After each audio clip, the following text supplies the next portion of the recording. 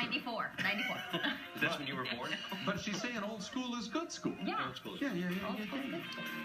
A Valley man, thanks, Ron. A Valley man runs this weekend's Phoenix Marathon without any training. Wow. Didn't work out or anything like that. How did he do this? How did he do?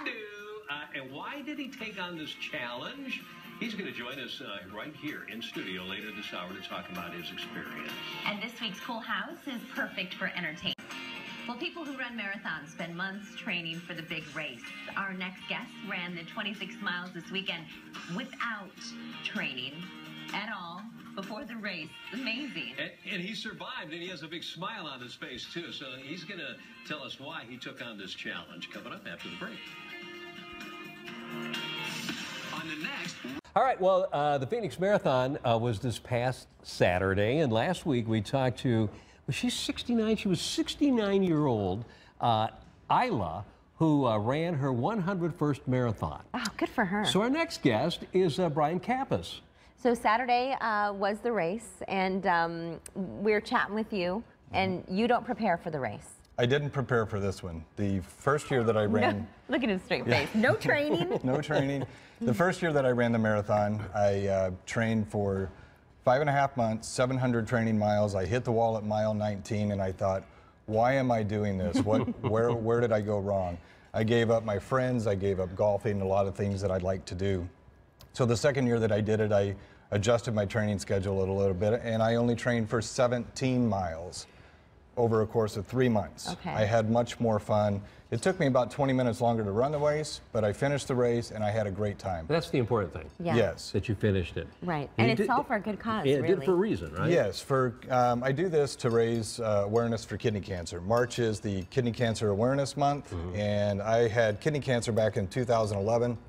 Sort of caught me off guard, found it unexpectedly. Through an abdominal ultrasound is what found my tumor. And so I run the marathon and use that time to raise awareness, to go out and get an abdominal ultrasound and let's see what's inside you, and hopefully there's nothing wrong, but if there is, it'll give you time to find it and treat it. So you felt a little uneasiness there? You thought maybe it was a golf injury or whatever, and you found out it was cancer? I did. I had pulled a muscle playing golf. It took me about 2 months to call a friend of mine who's a doctor. He got me an abdominal ultrasound. Within the next day, they had the results back. They had found a tumor. And within a month after that, they removed my right kidney along with the tumor. I was very fortunate. I didn't have to go through chemo, didn't have to go through radiation or anything. They took the kidney and the cancer.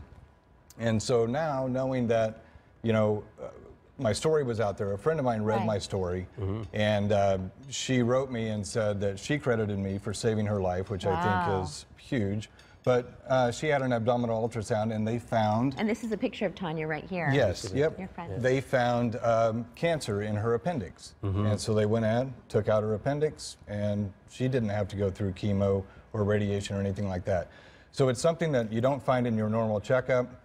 It cost about $75 to go do it without insurance, and any of the Valley Radiation imaging companies can do that for you. No, you just walk in without a doctor's referral, Call right? up your physician and say, I want to go get an abdominal ultrasound, and go do it. I was 45 years old. I think I was in great shape. I'm in okay shape now.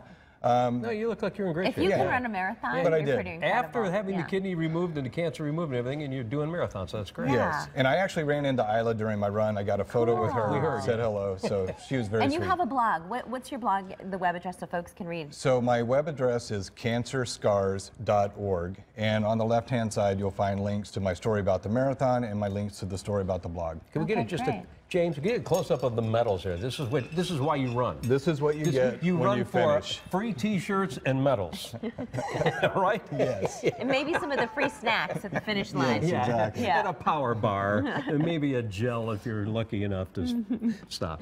Okay, Well, congratulations. Brian. Thank you. It's Thank you very amazing. much. Yeah. Thank you. Thank you. Great message. Great work. Thank you. Thank you. All right.